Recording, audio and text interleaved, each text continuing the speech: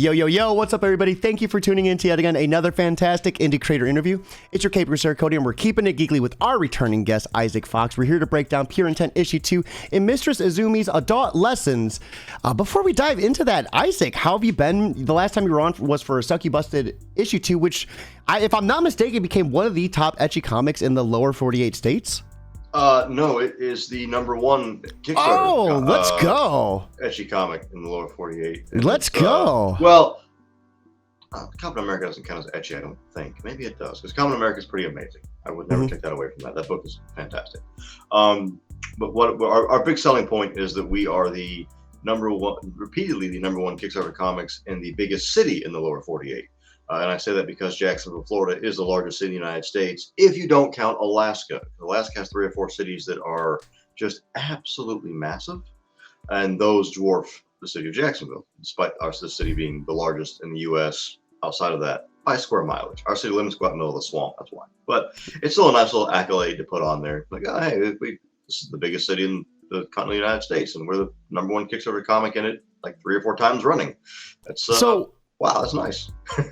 What does that do to you? Like, does that add a lot of pressure for that next issue to come out? Like, it just seems like that would be a hard thing to keep maintaining. #1 spot, everyone's fighting for that.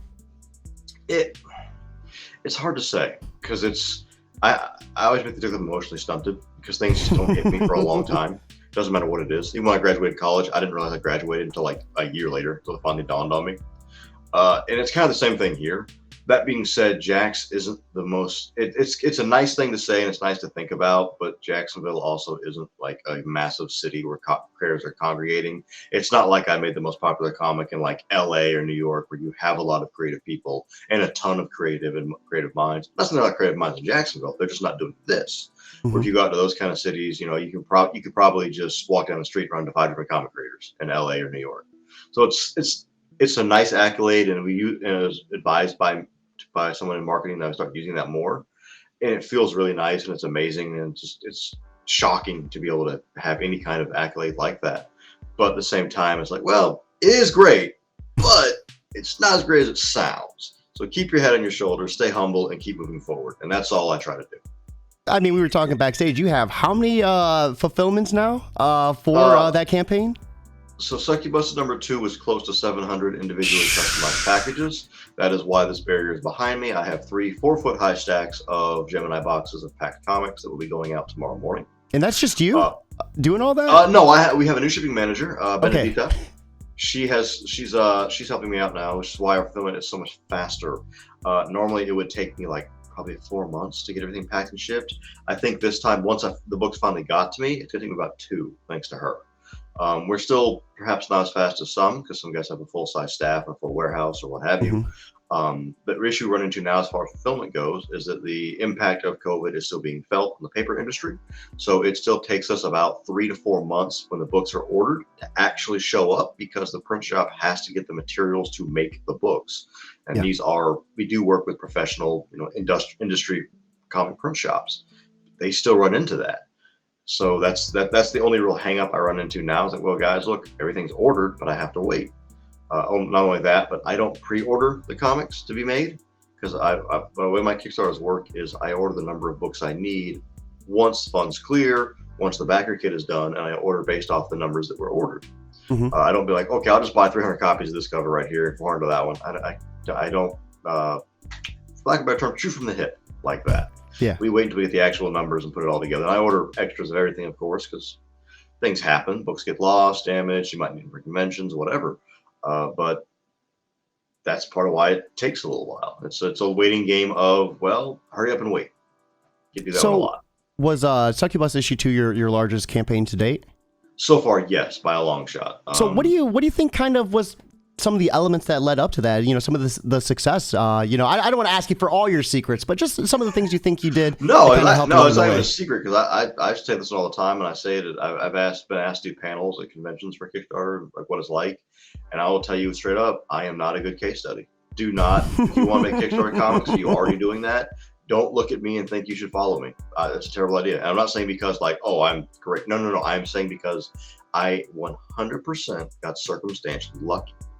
And what I mean is, I was making comics for Kermesi, which is my main series of my passion project, and I was making about 3 or 4K a run, which I thought was pretty good. Like, oh, for someone who the world's never heard of, that's not bad at all. Mm-hmm. So I was like, okay. But I just so happened to live in a place where I just so happened to know a guy who just so happened to own a comic shop, who just so happened to end up getting a job working for one of the top 3 cover artists on the planet, and then all of his friends. And meeting through him, I met those guys and people way bigger than me who had way more experience, knowledge, way wiser than myself. And I was able to talk to them and listen to them and incorporate their advice into what I did. And that's when I went from 4,000 a campaign to about 20,000. And from there, I was able to cultivate my audience and treat them. I still believe that part of Kickstarter, it's not so much what you offer, it's can we trust you? I forget, I think it's like 48 or 51% of projects don't get funded. And on top of that, it's like 30% of those never fulfill anything. So you're battling this feeling of distrust that backers have, and they're right to do so. But I think with us being around for several years now, I think this is like our 10th Kickstarter. We are listed as a backer favorite on Kickstarter, which I'm very happy to have that. That's good. We can prove to our backers. You can go through the comments on any of my campaign and see that our customer service. One, we pride ourselves on the best customer service and backer service on Kickstarter, period.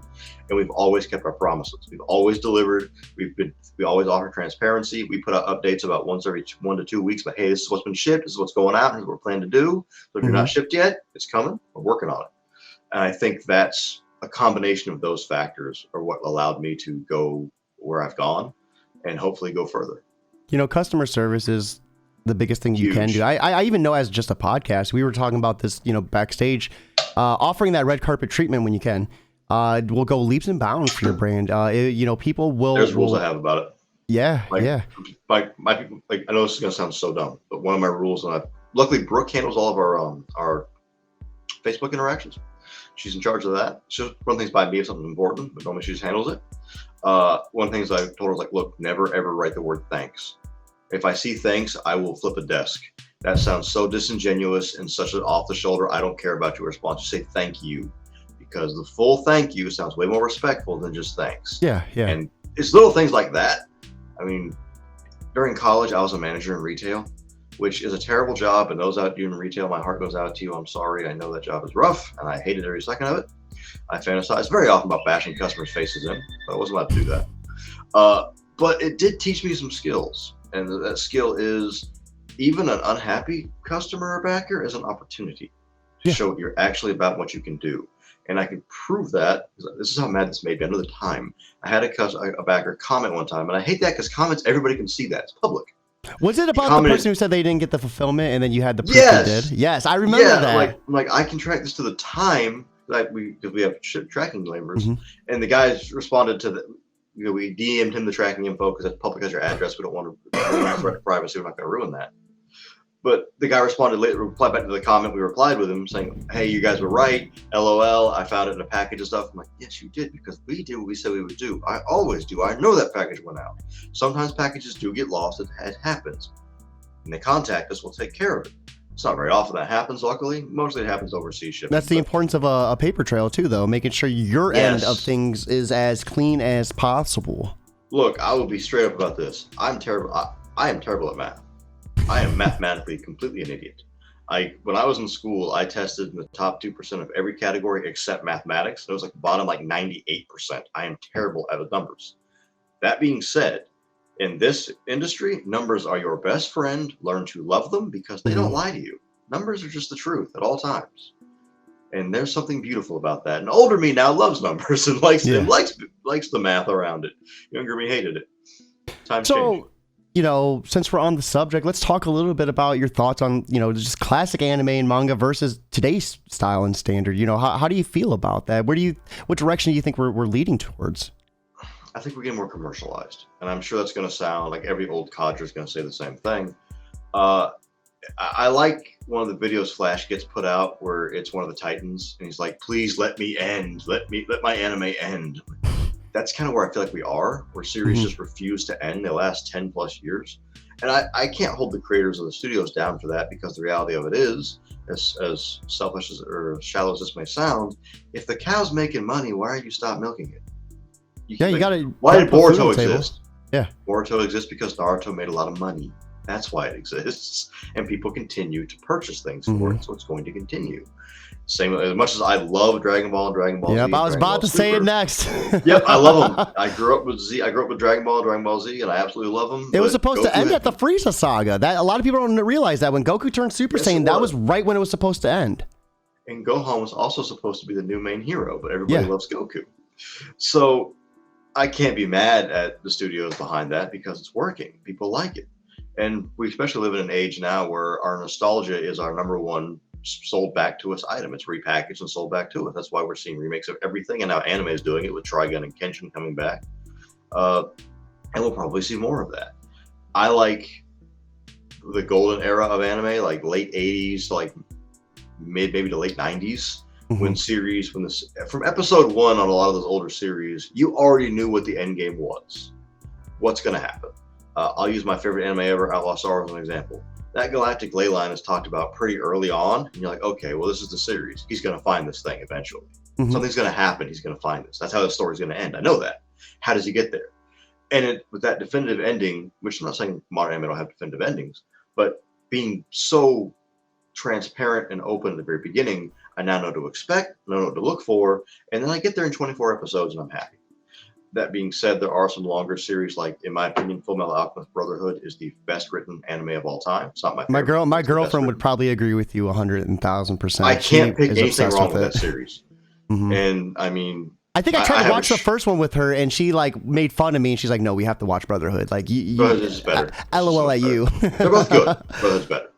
And I think that we've gotten to the point now where every industry inevitably does this. I think we're seeing it now in gaming, especially, where creativity is kind of pushed to the back in favor of proven marketing methods and marketability. I think one reason the 80s and 90s anime was so incredible was because we didn't have that yet. Experimentation was much more welcoming. We were much more looking into weird and just insane and seeing what we could do. And a lot of stories that didn't last very long. That's when a lot of single anime movies came out. Ninja Scroll is one of the ones that got me into anime, and that one is, by today's standards, extremely graphic. But it was fantastic, and it has a beginning and it has an end. I think they made a series of it later. But we had things like that. That's the kind of stuff that I preferred. We're like, okay, this is going to last X amount of time. We're not going to do like some series and just keep going for 10, 20, 30, 40 seasons. Like, I can use an example. I love My Hero Academia. I think it's a great show. I think it's amazing. I love that it's a giant homage to American comics, and I love all the things they do with it. And I have stopped watching it because it has gone on too long for me to continue watching. I am now bored. Like, I prefer the series that ends. Also, that hand-drawn cel-shaded animation looks better than any of this modern stuff. Yes. Metric Mile. I will not hear any arguments on that. So, I mean, do you ever... Go ahead. Good? I was going to say, do you ever think we'll see a fusion of like Eastern and Western styles like in one? We already do. We already are. Because if you want to get historical, after the war, Americans brought Disney to Japan. Disney was used as influence for modern anime, and in some cases manga. We saw reign over, because the king of comics has been the mouse for a long time, where I believe it was something like the old, like, not Daffy, the other duck, his duck. Scrooge? I don't know why I'm blanking.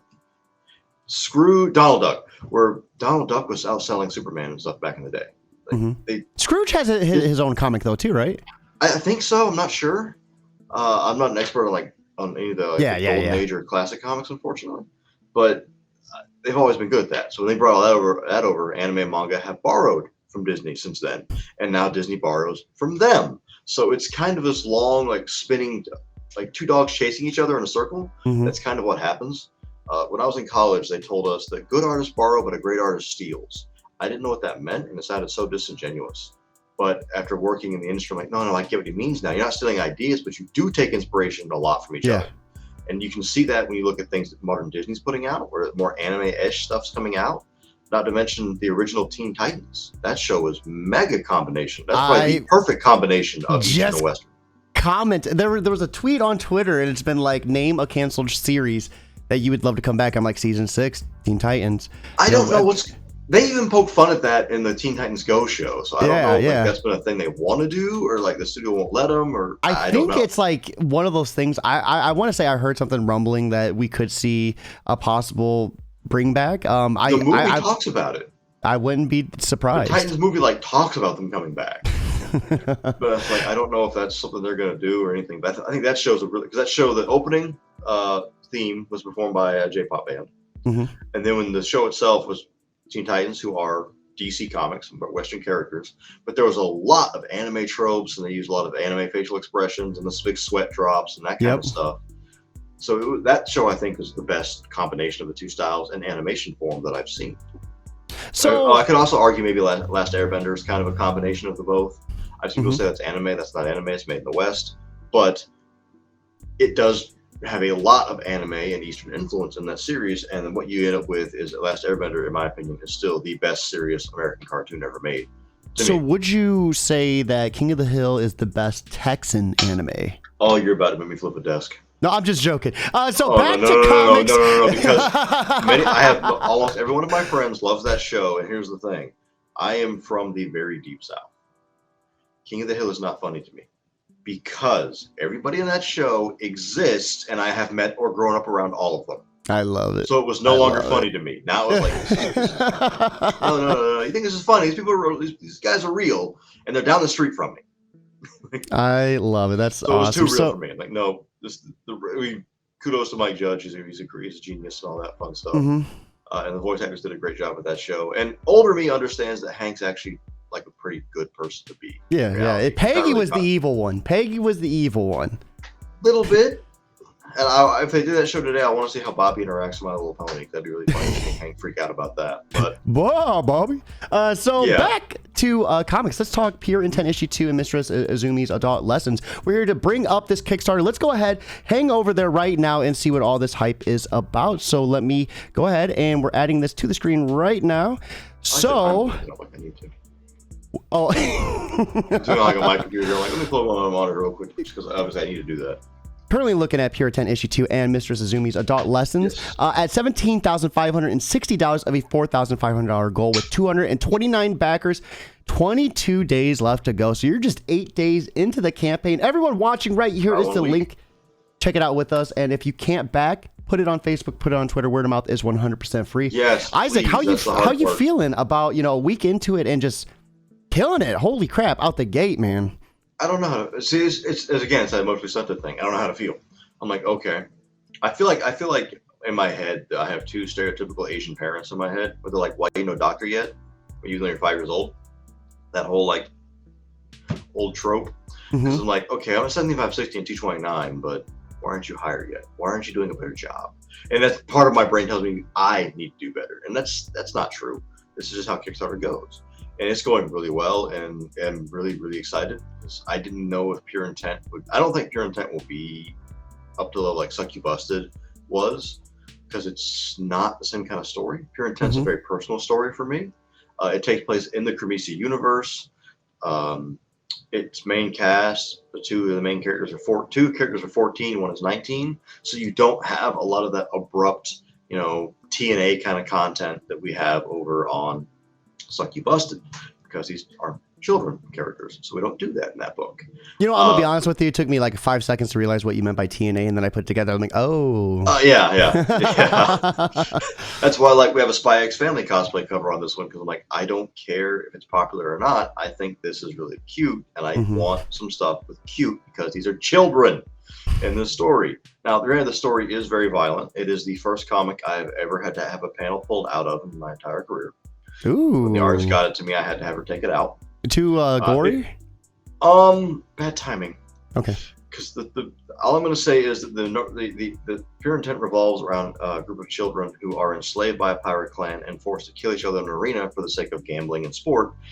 And the pirates are forcing these children to do this. And the main character, he has the ability to use a power that humans have, but it's very rare.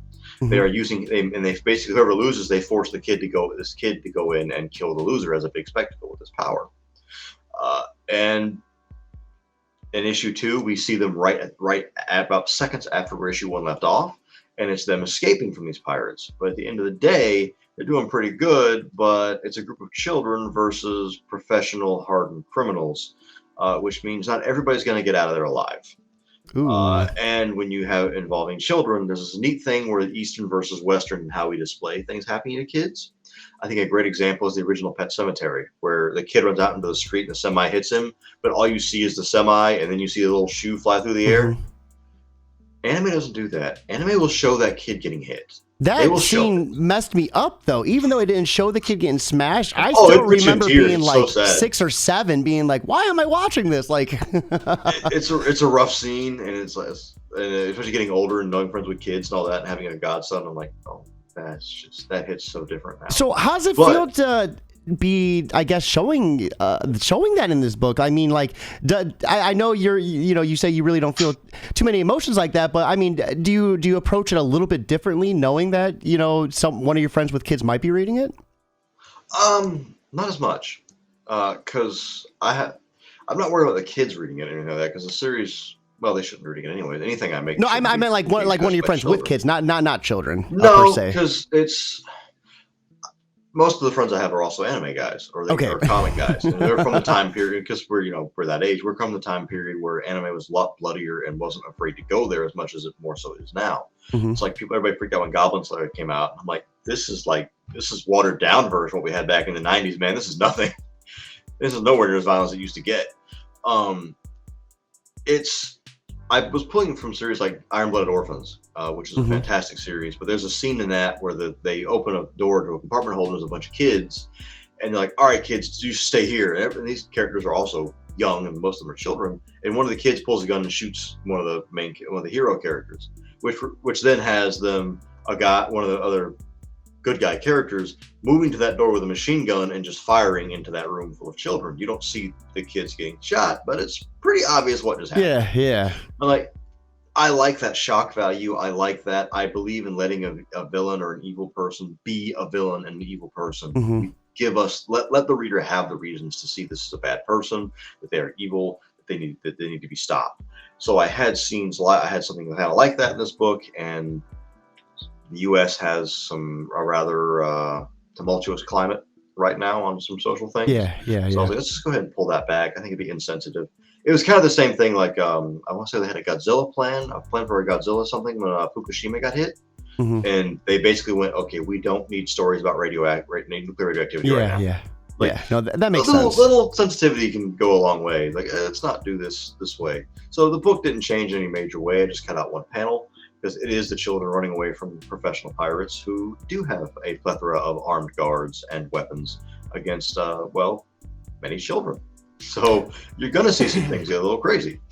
So Pure Intent issue 2 isn't the only book in this campaign. We have another one as well. Can you give us a little bit about what this is about, Mistress Izumi's Adult Lessons? Yeah, so this is weird. What we decided to do was Izumi herself, she handles our Discord server, our Facebook, and our Instagram. She wanted to work on a book for a while now, and she likes things that are very lewd. She's very openly, she's a self-proclaimed professional pervert. So, okay, you want to work on a book? Well, we can fit one in.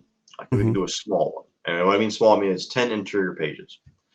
And she's like, well, how lewd can I go? I was like, well, the rule is no penetration, because I don't allow pornography. And the only reason for that is pornography is a Pandora's box, where once you open it, that label is going to be on you and all who are involved in it forever. And that's okay at my level, but if I ever get to if anything ever comes up, and knock on wood, pray to whatever God I'll believe in, I get that phone call from Netflix, something like that, they're going to go, hey, we want to do this. Oh, but we see you made a porno. We don't want to work with you.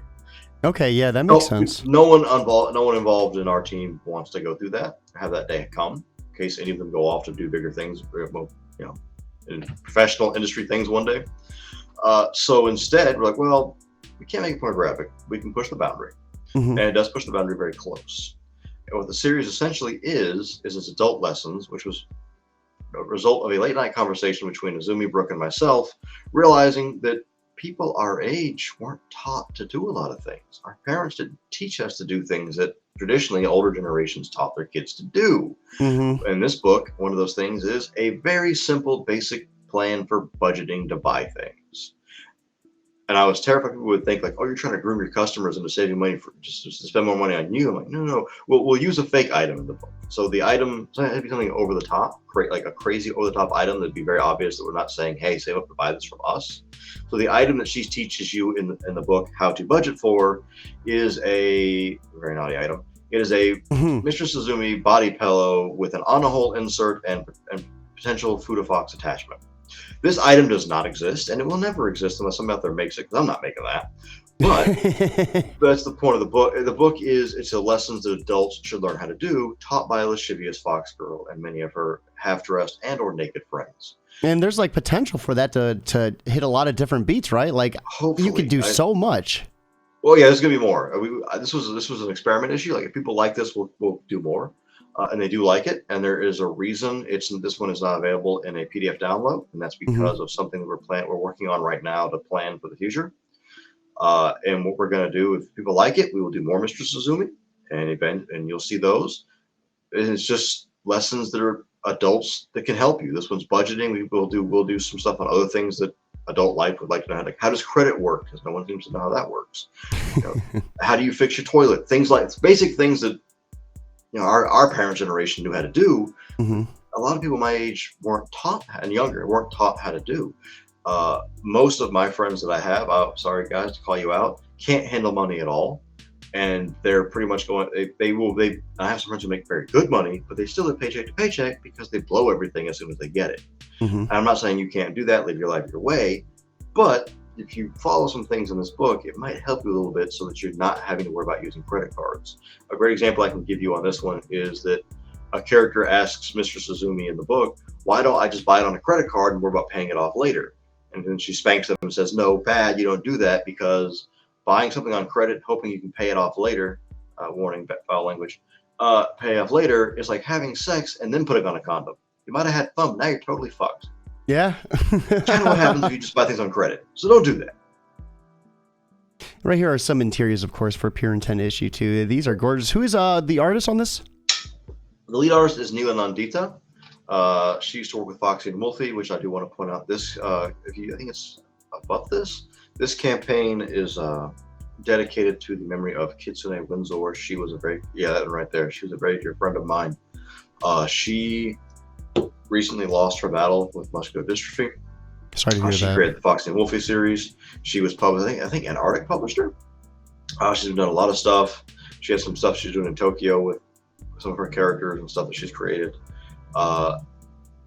She's a close friend of mine, and to speak of how close she was, she's the only person I give permission to have one of my characters in her book, and she gave me permission to use some of hers, and I'm going to be putting 2 of her characters as side characters in an upcoming series to try to keep her memory alive and her stories alive. That's awesome. That's awesome. But Neela was an artist I got from Kitsu, and I always tell Neela I feel bad because she's really good at drawing like cute and wholesome things, like just making things feel natural and organic, but like warm. And I'm like, and I have you working on the 2 darkest, bloodiest series I've ever made. I feel like I'm so mean right now. She's now lead artist for Misi as well, and she's taking on Pure Intent. Differences though, Pure Intent is colored by Gentle Nelly. He does the colors for those. He has a little more of I want to say a darker, grittier color style, which I think fit the universe better. Kremisi number 5, which is the next book coming out this year, where Neela is also the lead artist. That's colored by Krius. He colored like the little icons of Brooke and Izumi right there. So his colors are a lot more vibrant. He's a lot brighter, which will be fun to see a fully colored Kremisi for the first time in a story that one is the bloodiest and lewdest issue in all of Kremisi. So that'd be fun to see where that goes. So let's go ahead. We'll skim over some of these tiers. $5 to get a digital basic copy of Pure Intent issue 2. Awesome price for that. Because I'm not trying to price gouge anybody.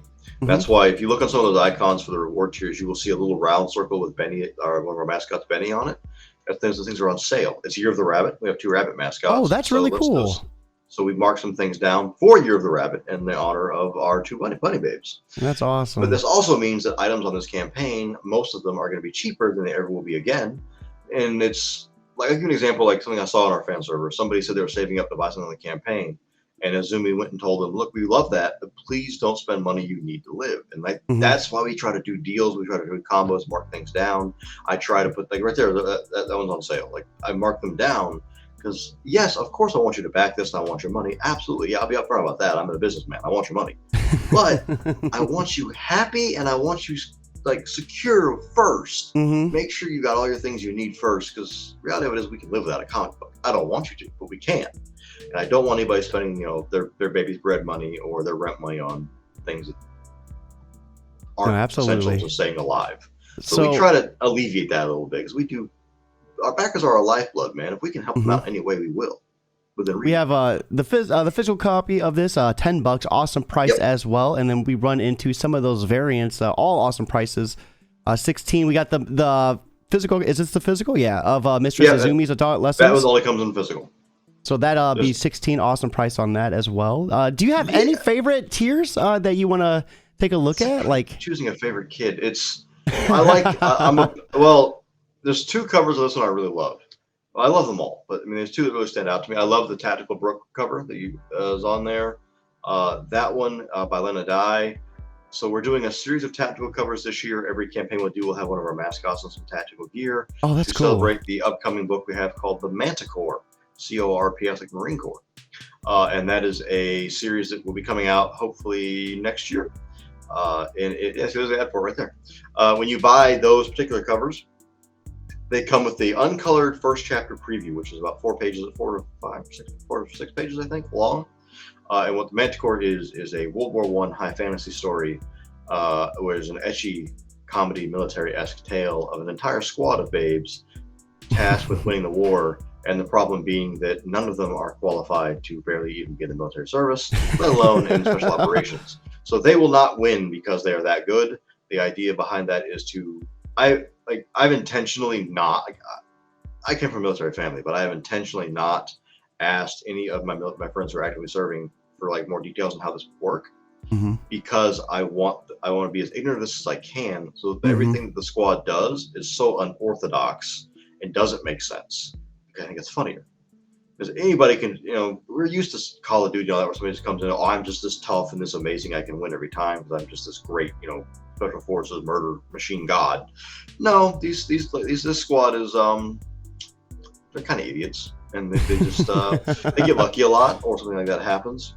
The best example I give anybody about that series coming up is like if there's a machine gun nest, I'm like, all right, we're gonna take it out. Let's just run down the middle, and the people on the gun go, well, they're running right at us. They wouldn't do that's a trick. Point the gun to the side because somebody's flanking us. There's no way they just charge right down the middle to get us. No one's that stupid. Kind of. Yes, they are. And we're just going to go ahead and kind of just scroll through while you're talking, because I remember last time you have a decent amount of tiers, so I want to make sure we have a chance to kind of just scroll through and look on this one. So, yes, a lot. So we don't want to talk about all of them, but we'll at least get a chance to visually see them. The VG right there has Alice from Cremisi. She's over there getting teased by Li Hua. Li Hua right there. She is her first appearance in this book. If you're familiar with the Cremisi series, Li Hua is kind of like Alice, where she's a virtual intelligence computer program represented by a holographic woman. In Alice's case, though, Alice is a little different, where she has more freedom than she's legally supposed to have as a computer. She actually has authentic emotion.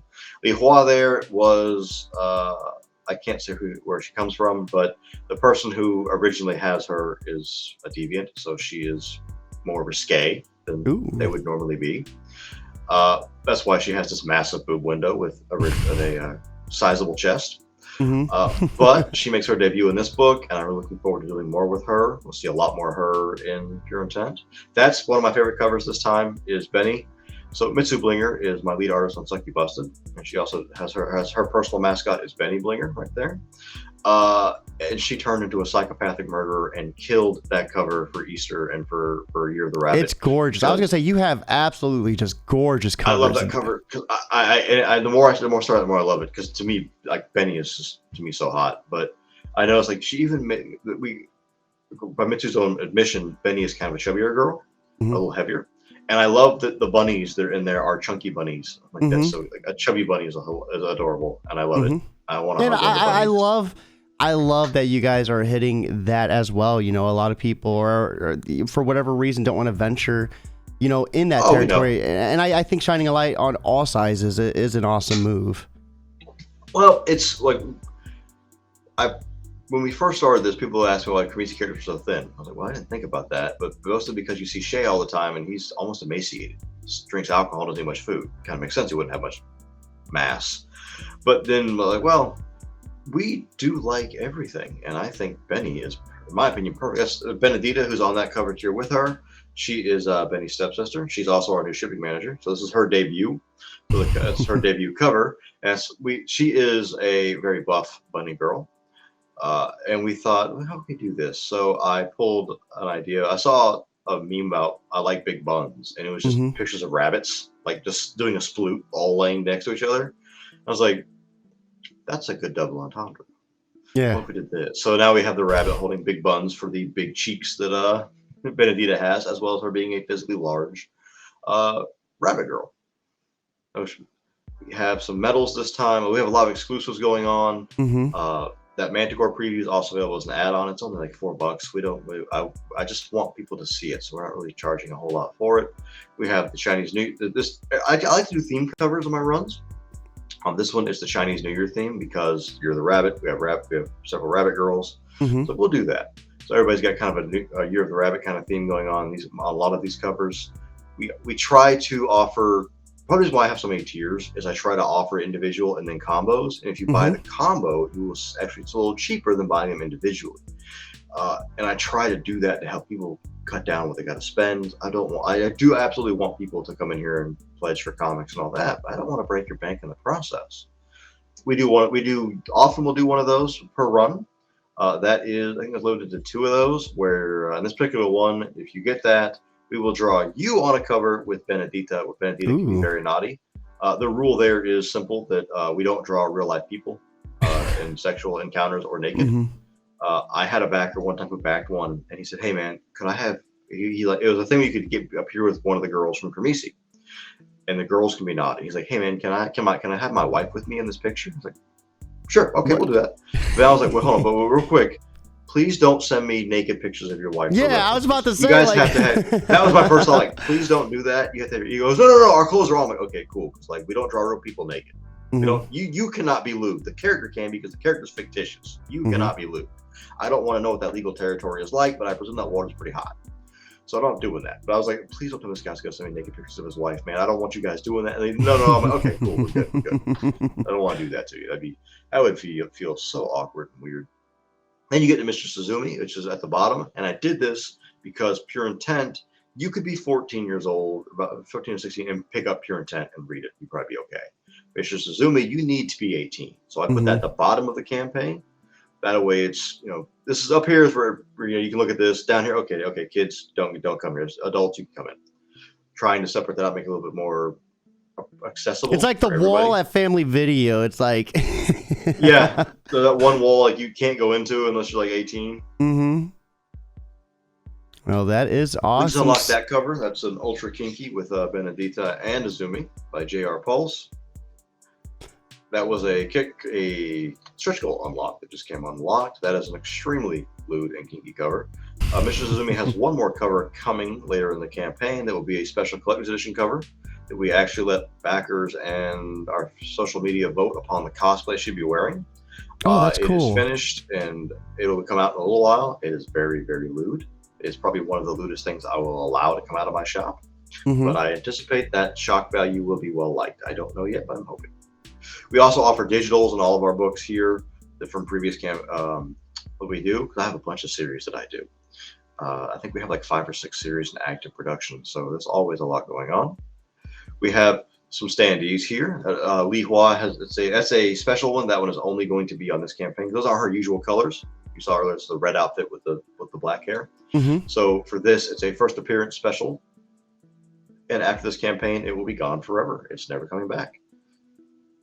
I love the merch. I love the add-ons and the tiers. And I know you said you felt like you might have had a lot, but like, I don't know, it costs nothing to make the tier, right? It's free, and you possibly lose out on a sale. You take into account production costs and shipping costs, how much something weighs, how big is it, those kind of things. And I can give an example of that. It's like I had somebody message me in Spain one time asking why my shipping prices were higher than I guess a board game he backed. And I was like, oh, that's easy. Because either A, the board game regular reward tier is charging enough to make up for that shipping difference, or B, he's taking an L on shipping. Yeah. Which a lot of creators do. They will take an L on the shipping. We can't do that at the capacity we operate. So I take into account everything beforehand, but I also try to price things down as much as I can. The standees, usually add-ons are just an extra $1, and that's because of just at that point it's just materials, extra bag and board, extra paper, extra bubble wrap, whatever required. We have a couple of books from other previous series on here. Kermesi, of course, was my first that I ever did. We have some of the covers from that available on this campaign, including some by Lyrics, who she is amazing. She also covers, she did that one main leaf walk cover on this run. Yeah, these are gorgeous. Yeah, I got really lucky with the artists. They did a really good job. I'll point out that the one, if you go over for 1 second, the bottom there, the two blonde girls, the girl on the left is actually from one of Kitsune's characters from Foxy and Wolfie. So we have the two blonde. We realized we both had blonde, bespectacled, blue-eyed girls. Like, well, let's put them together then. That'd be fun. Which, these are gorgeous. Number 5 takes that same idea and expands upon it with another guest character. But we'll see that in the near future. It's Pure Intent number 1. That includes Izumi's Naughty cover. Along with other things, we also have a new standee on that. Mei Lin returns as a Jiangxi. I think it's a. And here's the best part: the seals on her body, they actually say things. I don't ask me to read because I can't read Mandarin Chinese. Because the artist who did that for me is from, I think he's from a Mandarin Chinese speaking country. That's really cool. But he's like basically it says like horny release is like essentially like what it roughly translates to. So I sent it to one of my artists who's from China. I'm like, hey man, can you translate? Is this right? Is this something else? Like, no, that's what it says. All right, cool. I can't read Mandarin Chinese. We wanted to make sure it has a little more authentic feel to it. Succubus, you have of course, a is available ton again. of series. I didn't even realize this the first time around. Holy crap, Isaac. Kermesi, Pure Intent, Foxy Vacation, Succubusted, Manticore. Am I missing anything? Mistress Izumi. I think it's all right. I think it's all that we've shown off yet. We have 1 or 2 others we're working on. But my strategy is a little bit different than some creators. So we'd work on a lot at one time. I mean, your strategy is working. I mean, every strategy I'm sure is different for everybody, but whatever you're doing for you, you're killing it, man. Yeah, because the numbers don't lie. Like you said, the numbers do not lie. You know, they're there. And the last campaign was a killer. You're killing it right now, you know, a week into it. Isaac, what would you like to say to anyone who might be on the fence about backing this if you just had a few moments to address them? 2 things. 1, if you are a fan of things like Hunger Games, Iron-Blooded Orphans, Promised Neverland, those kind of stories, or if you like a darker, more serious story, you're really going to like Pure Intent. It's in the same vein. You're going to love that. But if you're more somebody who likes the more cultured kind of taste, like ecchi series like High School DxD or Interspecies Reviewers or Monster Musume, I think you're really going to enjoy Mistress Izumi, especially if you want to be entertained and educated at the same time. I think you'll enjoy that. But I would say that remember that when you back us on Kickstarter, not just me, any creator on Kickstarter, what you're really doing is making dreams come true, and you're also putting food on my table. You're putting food in his bowl. You are keeping us all alive and letting us continue pursuing our dreams instead of just giving some executive at Marvel or Disney or Warner Brothers or Disney or any of those companies another golden toilet. You are helping any of us, and I say this for anyone who's on Kickstarter, any independent creator who's just trying to make something they care about. You're also, if you go to Kickstarter, you're going to get more passion. And we're experiencing this amazing thing in comics, kind of, where it's like there's this giant rift now with DC and Marvel, where all I see anybody do now is get mad at them. Like they can't seem to make anybody happy. I'm not really reading them much anymore, so I don't know. But I just see everyone's mad at them. And from what I see, that is a lot more independents are stepping up now because the market's more available to them. Yeah. All of us. It's easier to do. But the more mad everybody gets at Marvel at DC, the better it is for independence in some ways. So try giving independent creators a shot. I think you'll find that it's a lot more unexpected, especially if you come from the manga universe, where myself does, anime and manga. And one thing that makes anime and manga amazing is I'll use Kame Got Killed as an example, which is an amazing show. You don't know whatever's going to happen because main characters can and will die. Yeah. Bad. If you talk about Gundam, Gundam used to be like, oh, this character's really cool. Then there's a fist where that cockpit used to be, and they're dead. They're gone. Yeah. Or you like, this guy's really cool. Hope he survives. Well, they comment he gets turned into hamburger meat at some point in time. So it's like that level of unexpected, like, holy crap, these things are different. Whereas if you know, most time if you read a mainstream American comic, it's pretty safe to say that stuff's not going to happen to some of the characters. Not always, of course, but sometimes. I think you're in for a lot more surprise and a lot more creativity in the independent market. The only downside to that is you do have to sometimes claw through some things you don't like to find what you do. I've had to do it. Everybody's had to do it. Yeah. But just give it a chance. And I think if you enjoy those serious stories, or you just want to collect covers, or you like sexy ladies, especially like sexy ladies, you should pick up Mistress Izumi, because that contains characters from across all of our books who show up scantily clad and or not clad at all. Ooh, so man, holy crap. Everyone watching, be sure to make this dream happen today by backing him. Once again, if you can't back, put this on Facebook, Twitter, anywhere you can. That allows a link. Word of mouth is 100% free. It costs nothing to do. And it just, you might have a friend or a family member who's going to love either one of these. So make that happen for them too. So Isaac, you've been on the show before. You know the drill. We like asking for a little bit of advice. And I think with someone who's ran multiple campaigns, really big on organization and number crunching, like, what would be some of your biggest advice for someone to kind of help keep their campaign a little bit more organized, you know, maybe the first or second time around? I always talk about the same two things. The first thing is, do not screw with the backers. Because any creator who hurts the backers, we hate you. I want you to know that. Any of us who do this, we hate you for that. Because the backers are our lifeblood. And one reason why I think Kickstarter is more successful than some of its counterparts, like Indiegogo, I feel like they love their creators and they focus on making the creator happy. Kickstarter doesn't care as much about the creators, it cares about the backers. And I know as a creator, someone's like, well, that sucks. Well, the backers are the reason we're here, though. So it makes sense to make sure they're the ones that are happy. So the first piece of advice I would give is be clear, be honest, treat your backers with respect and love, because they really are great. Kickstarter backers are a fantastic group of people. They are so patient and understanding as long as you treat them with honesty and respect. The second thing I'm going to tell you is track everything you do when you do this. Learn to love spreadsheets. Google Docs will give you spreadsheets for free. You can go in there and just create them and download them onto your machine if you're using the Microsoft Office suite, or because I hate Microsoft and their Office suite is overpriced and stupid now, go with Open Office because it's the same thing, but it's free. You keep track of all of that stuff. Tracking numbers, dates, every cent that goes in or out. Just keep track of that stuff. And I know it's tedious and it's boring, because believe me, it's not fun to sit here and stare at numbers on a spreadsheet. When I make a Kickstarter, what you're seeing is the product of about 1.5 months of me making graphics, plans, and doing math. I've had other creators offer to hire me to make their campaign pages for them. I'm like, dude, I'm so excited you asked me to do that. There's no way in hell. Don't have time. Thank you. It takes me a month and a half with me knowing everything we have available to us. I don't know how long it would take me to make one for somebody else. Now I have to know, like, I need to know what's your production capacity, what's this, what's your budget, where can you get this from, what if this happens? Like, have you taken that into account? So that's the two things I'd say if you're going to do a Kickstarter. Just be honest with people, and then just be ready to do numbers. Sit there and do the math as hard as you can. And I know it sucks. It's not fun. It's not the exciting part at all. And it's why you see stories like Mighty Number 9 that happened, where they had to come back and ask for more money on 2 or 3 plus separate occasions. Because they didn't do this step. They didn't sit down and track the numbers first. Also, if you're going to do this, the thing I will say is, don't do what I did and start with your passion project that runs like 3 different arcs.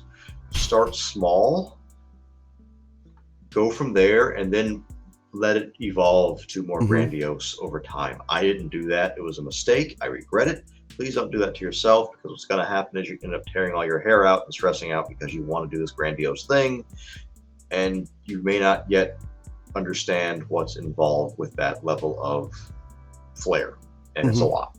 So start simple, be honest, track your numbers. I think hitting all those beats, just sets you up for the perfect recipe for success. Thank you for the advice, Isaac. Before we let you go, what are you reading? What are you watching? Any video games you're playing? Let's chum it up a little bit. Well, I'm very excited. I think today the new DLC for Warhammer 3 came out, the Chaos War. So I'm excited to check that out. It blew me away. An interview with Henry Cavill, he's Henry flipping Cavill.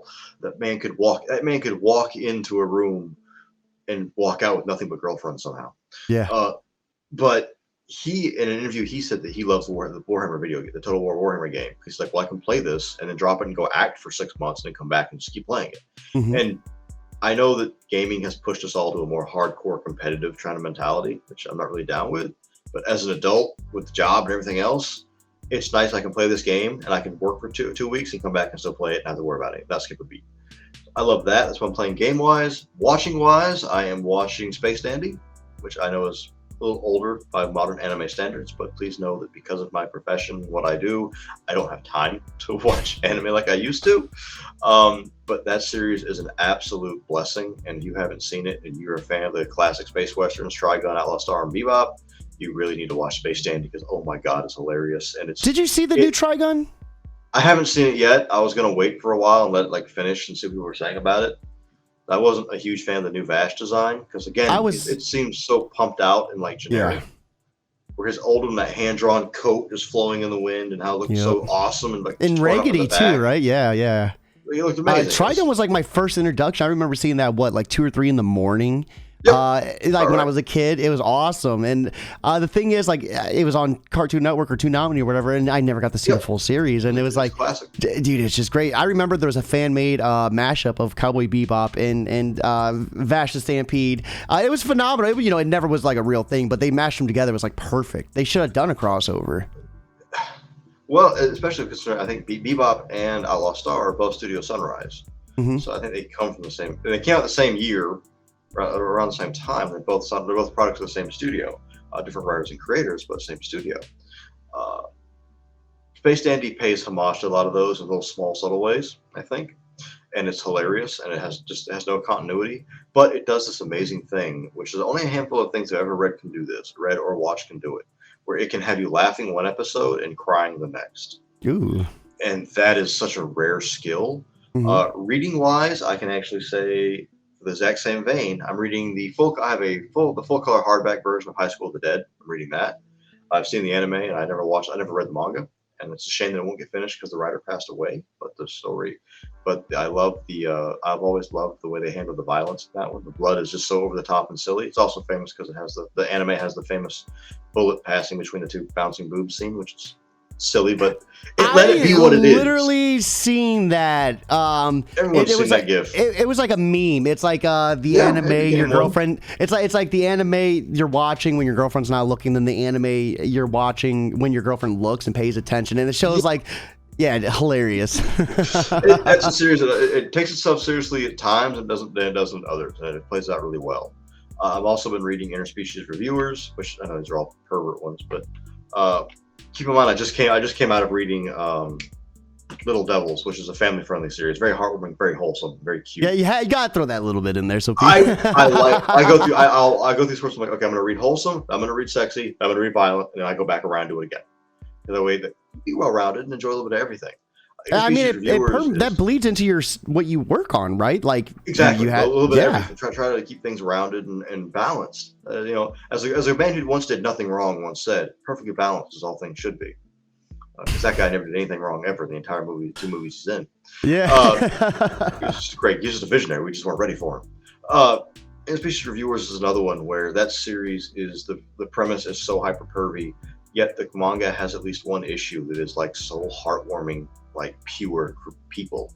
Mm-hmm. It almost had me in tears. This is so well done. I did not expect writing this good or a lesson this heartwarming to come out of a series about guys who bang prostitutes of various fantasy races. What in the hell? This is amazing that you pulled this kind of emotion mm-hmm. into a story like this. I will say I have a lot of respect for that series because it does something that people seem to overlook, and that it shows that the girls who are the sex workers, they want to be there. They choose that profession. Even the main characters treat them with respect. They mm-hmm. listen to them, and it just really kind of forces a positivity on sex workers.